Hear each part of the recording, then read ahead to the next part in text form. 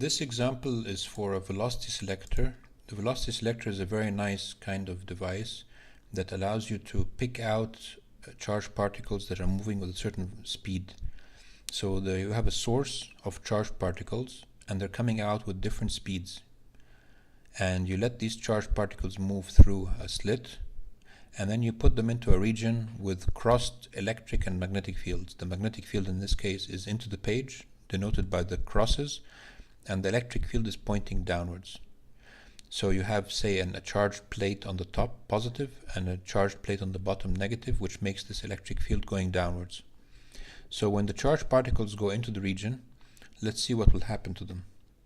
So what is the direction of the magnetic force on this positive charge as it's moving in this region? The direction is given by V cross B, because the charge is positive, so when you multiply by a positive number, it doesn't change the direction. So V is to the right, B is into the page. When you get V cross B, the direction is upwards. What about the direction of the electric force? Well, the charge is positive, so the electric force is in the same direction as the electric field, so it's downwards.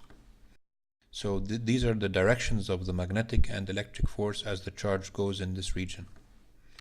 So what about the magnitude of the magnetic force? Well, the magnetic force is QV cross B, and the angle between the velocity vector and the magnetic field vector is 90 degrees, so you get the magnitude to be QVB. And the magnitude of the electric force is just QE. So this is the magnetic force, this is the electric force. The charges enter the region such that the values of QV times B is bigger than QE. What will happen to those charged particles?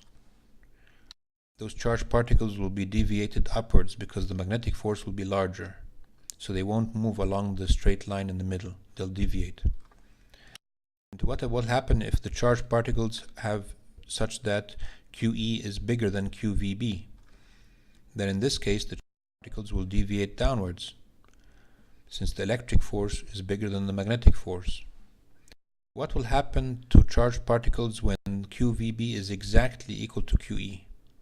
For those charged particles, they'll just keep on moving along the central line without any deviation at all.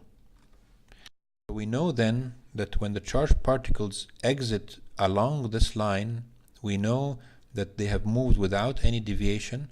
There was no net force on the charged particles. That means the electric force and the magnetic force were equal. That means we know that QE is equal to QVB. The charge will cancel with the charge.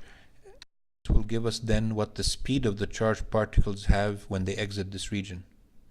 Along the line, along the central line, they will have a speed of value E over B. If you know how to calculate what E is, measure it in an experiment and find what its value is, you know how to get the magnetic field, then you can determine the speed of these charged particles as they exit along the central axis without any deviation. So this is why it's called a velocity selector. It selects out particles that have a certain speed that you adjust by adjusting the values of E and over B.